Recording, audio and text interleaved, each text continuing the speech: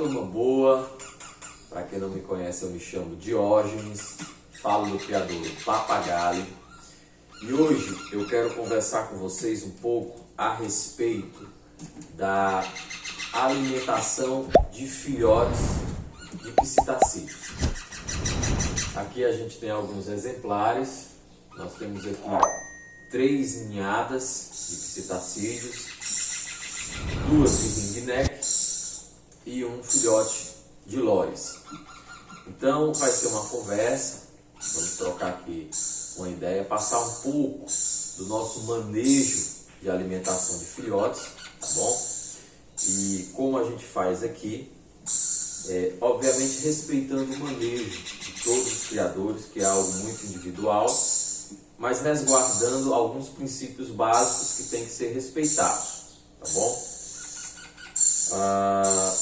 O primeiro princípio, e isso serve para todos, é buscar, é procurar um alimento que seja o mais adequado possível para essas aves e que evite problemas. Qual é o principal problema na alimentação manual de filhotes? O principal problema é o que chamamos de papo estagnado. É quando a ave ela não consegue fazer a digestão do alimento e fica aquele papo estufado, que se permanecer dessa maneira, pode haver a proliferação de fungos e aí sim você tem um problema, uma candidíase, que vai comprometer a absorção de nutrientes da ave e se não for tratado, pode ser até um fator condicionante à morte da ave, bom? Então, o primeiro ponto, escolher um bom alimento. Aqui no criador Papagaio, eu utilizo a papinha para filhotes performance da Nutrópica. Nunca tive problema com isso, com papo estagnado. E já também utilizei fórmula com a mistura da papinha. Então, você pode usar a papinha tanto ela pura, como o fabricante recomenda, misturada apenas com água, faz um preparo que vem descrito no rótulo do produto, tá certo? Como você pode fazer uma mistura com frutas, legumes, enfim, existem algumas fórmulas que alguns criadores utilizam. Aqui, por exemplo, eu já utilizei. E Diógenes, tem diferença? Tem. Sutil, mas tem. É diferente uma ave que ela é criada e ela fica com os pais até iniciar o voo, né, alimentada sempre pelos pais. Ela é uma ave diferente de uma ave alimentada à mão, só com papinha ou só com essa mistura, né, com algumas fórmulas que são utilizadas. Então tem diferenças? Tem. Nada que vá comprometer a saúde da ave, mas a gente percebe na plumagem, a gente percebe no porte da ave, então cabe a cada um escolher. Olha, que é uma ave muito bonita, certo? Criado com a papinha, tá bom? Esse é o primeiro ponto, que é o ponto da escolha do alimento, tá bom? O segundo ponto fundamental, e não pode faltar, e aqui eu vou deixar o nosso ringue de lado, é o aspecto higiene. A higiene na alimentação dos filhotes, ela é primordial, ela não pode deixar de existir. Desde a higiene dos utensílios que você utiliza, que nós vamos já falar desses utensílios, dos utensílios que você utiliza para alimentar os filhotes, até o manejo das aves. Então, a primeira dica, sempre que for manejar lotes diferentes, ninhos diferentes, faz como eu fiz aqui, higieniza a mão ou com álcool gel ou com álcool líquido, sempre 70%, tá bom? E qual é o objetivo disso? Evitar contaminação entre as ninhadas, entre os lotes de aves. Digamos que este lote possui algum patógeno, a ave não apresenta sintomas, mas possui algum patógeno, eu evito que esse patógeno, pelo menos eu dificulto a proliferação. a distribuição desse patógeno para as demais ninhadas. Então, essa é uma maneira. Uma outra maneira é sempre utilizar um utensílio diferente para cada ninhada. Então, se nessa ninhada eu utilizo uma colherzinha, um utensílio como esse, cabinho vermelho, na próxima ninhada eu já vou usar uma colher de alimentação diferente. Também é outra forma de dificultar essa transmissão de patógenos entre as ninhadas, tá bom? Então a higiene, ela é fundamental. Terminou a alimentação dos filhotes, lava com detergente e também usa algum desinfetante, se você for reutilizar os materiais. Por exemplo, uma seringa como essa, ela é uma seringa de 60 ml, já está até velhinha, desgastada. A gente, depois de lavá-la, a gente desinfeta com uma solução de água sanitária, né, a 2% de cloro, fazendo uma solução de ácido hipocloroso. Diógenes, que solução de ácido hipocloroso é essa? Nada mais é do que você colocar 50 ml de água sanitária, 2% cloro, e completar para 1 litro. Vai ali formar uma solução de ácido hipocloroso, que é o fator, é o ativo responsável pela desinfecção dos utensílios, tá bom? Então, é primordial a higiene. Outro aspecto primordial é a temperatura com que você fornece o alimento, tá bom? As aves, os psitacídeos, mas as aves de um modo geral, elas têm um metabolismo mais acelerado em relação a outros animais, tá bom? Deixa eu pegar essa danadinha aqui que está fazendo barulho. Ela tem um metabolismo mais acelerado em relação a outras aves, a outros animais, e isso tem muito a ver com a temperatura dessas aves. Então, a temperatura das aves gira em torno de 41 graus. Então, o interessante é fornecer a papinha na mesma temperatura da ave, ou algo muito próximo. Aqui, por exemplo, nós fornecemos a papinha em torno de 41 graus, certo? Nunca abaixo de 37 graus, tá bom? E sempre que a gente utiliza o mesmo lote de papa para um lote de aves e percebe que a papinha está esfriando, a gente vai reaquecer essa papinha, tá bom? A papinha fria, ela pode impactar o papo da ave, né? Ou seja, a ave, ela vai gastar mais energia para levar aquela papinha que está no estômago dela, que está no papo dela na realidade, a temperatura ideal de digestão. Além disso, desse gasto energético que a ave vai ter para levar essa papinha à temperatura ideal de digestão, as enzimas digestivas presentes na ave, que também vêm na fórmula da papinha, essas enzimas digestivas, elas têm uma temperatura ideal de funcionamento. Então, quando essa papinha é fornecida com uma temperatura muito baixa, compromete a digestibilidade desse alimento. E aí você pode ter o que chamamos de papo estagnado, né? Você pode ter uma impactação no papo da ave. Então, temperatura da papinha é fundamental para você conseguir evitar o papo estagnado, tá bom? Vou guardar essa estressadinha aqui e aí a gente volta a conversar. Então vamos falar agora conversar um pouco a respeito dos utensílios que a gente utiliza para alimentar os nossos filhotes.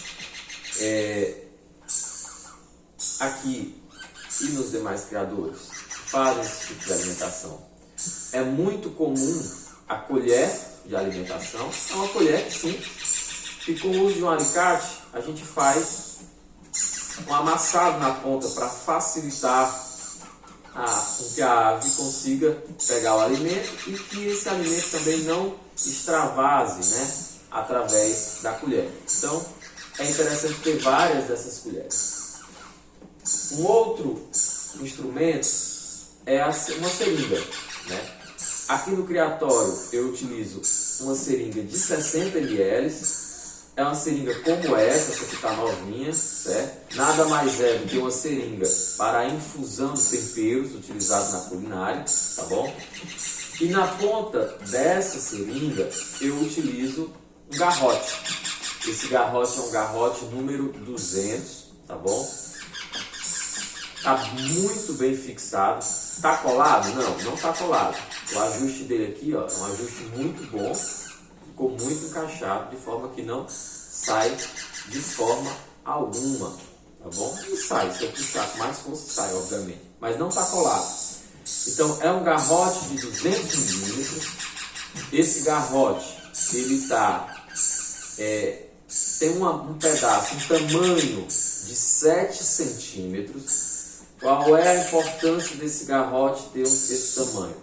Caso aconteça algum acidente, esse garrote ele saia da seringa, fica mais fácil eu conseguir removê-lo do esôfago da ave por conta do tamanho. Posso ir ali, pinçar esse garrote ou mesmo pegá-lo e fica mais fácil. Então é um mecanismo, o tamanho do garrote, ele é um mecanismo de segurança para evitar que ele fique no interior da ave, caso aconteça algum acidente, tá certo?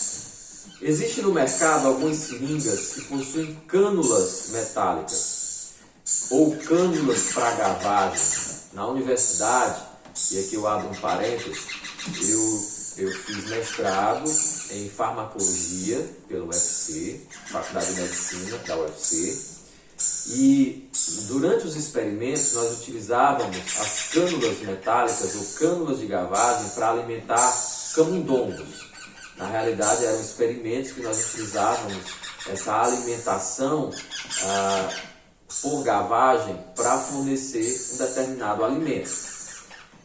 Então eu me sentia muito confiante de utilizar essas cânulas nas aves e assim fiz por algum tempo. No entanto, certo dia, fazendo as coisas um pouco rápidas, eu errei a via. É a tão famosa condição de errar a via. Ou seja, em vez de introduzir a cânula no esôfago, eu introduzi a cânula na traqueia, não percebi e matei a ave, perdi uma ave por falsa via, errando a via de introdução do alimento.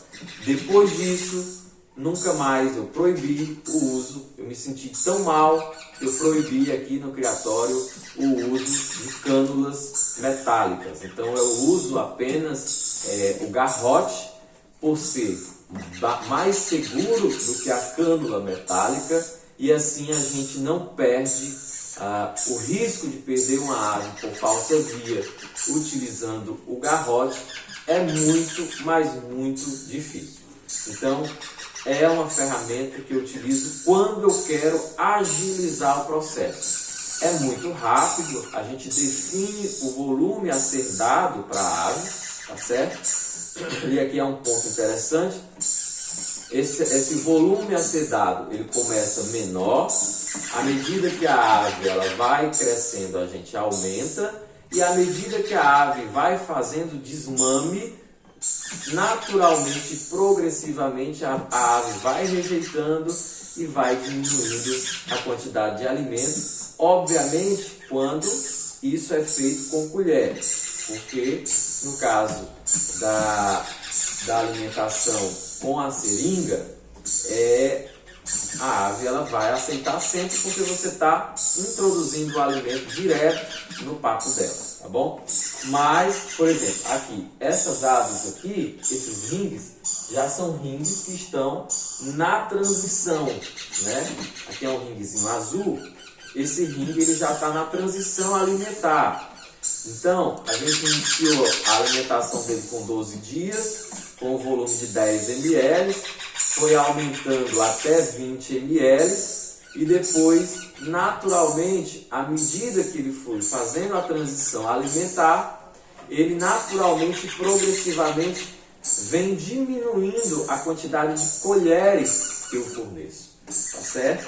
Então, a colher é interessante porque, pelo fato da interação com a ave ser maior, né, a gente passa muito mais tempo alimentando a ave com a colher do que com a seringa, que, como eu falei, é um utensílio utilizado quando a gente quer agilizar o processo. Mas para a criação de aves, de boas aves PET, o que nós queremos é uma maior interação com a ave, exatamente para que ela se torne o mais PET, o mais dócil, o mais sociável possível, tá bom? Então, essa é um pouco dos utensílios que a gente utiliza. Falei da cânula metálica, falei da sonda, né, com garrote, lembrando, garrote número 200. Falei das colheres, que você pode utilizar essas colheres de diversos tamanhos, né? Acredito que colherzinha como essa, colher de sobremesa, seria aí o ideal. Utilizar também, aí é interessante, quando você for fazer o preparo da papa, pote de porcelana, que retém o calor por mais tempo.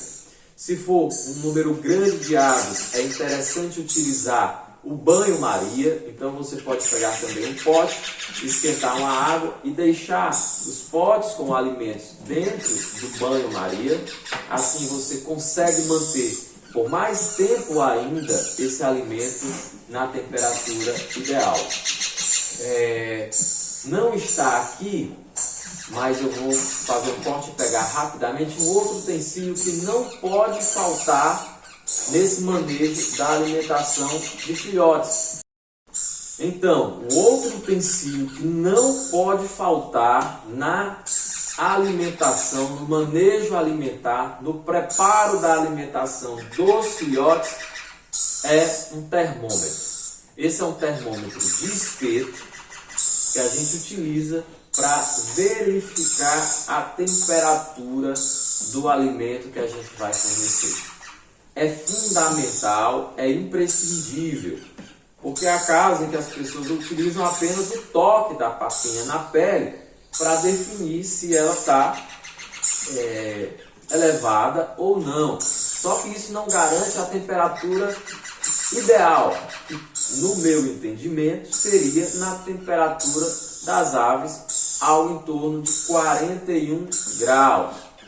Temperaturas muito elevadas, acima de 45 graus, por exemplo, já pode te trazer problema como a queima do papo das aves. Então, não pode ser muito elevada, não pode estar acima de 45 graus, também não pode ser muito baixa. Como já falamos aqui, pode causar impactação no papo das aves. Então, 41 graus, uma tolerância aí mínima, de temperatura mínima de 37 graus, mas sempre pensando em manter a temperatura a 41 graus, tá certo? Você percebe que aqui nós temos filhotes de ringneck e filhote de lores. Nessa fase da vida, enquanto filhotes, a alimentação é a mesma, tá bom? Então, tanto lores, quanto rosella, quanto ringneck, quanto calopsita, os filhotes de psitacídeos, nessa fase inicial da vida, a alimentação ela é a mesma. E a transição alimentar, eu posso até fazer um vídeo depois a respeito dela. Você vai diminuindo progressivamente a papinha e vai concomitantemente fornecendo o alimento que você deseja que a ave coma quando estiver adulta. Aqui, como nós somos um criador, eu forneço várias estrusadas, mistura de sementes, farinhada, tudo junto, para que ela identifique aquilo desde sempre como alimento e não tenha dificuldade para onde ela vai ser criada, tá bom? Então, gente, eu acho que é isso. Passei um pouco do que a gente faz em termos de alimentação de filhotes aqui no Criadouro Papagaio. Espero ter ajudado, principalmente você que está iniciando na criação. Espero ter trazido alguma dica importante, alguma informação nova que você ainda não tinha, para que você obtenha êxito na sua criação e minimize os possíveis erros através da obtenção de conhecimento, da obtenção de informações, tá bom? Um forte abraço a todos. Desde já peço que deixe o seu like, que nos siga no YouTube, nos siga nas nossas redes sociais, Facebook, Instagram. Você vai estar contribuindo, nos ajudando a levar mais informações a mais criadores. Bom? Um forte abraço e até o próximo vídeo.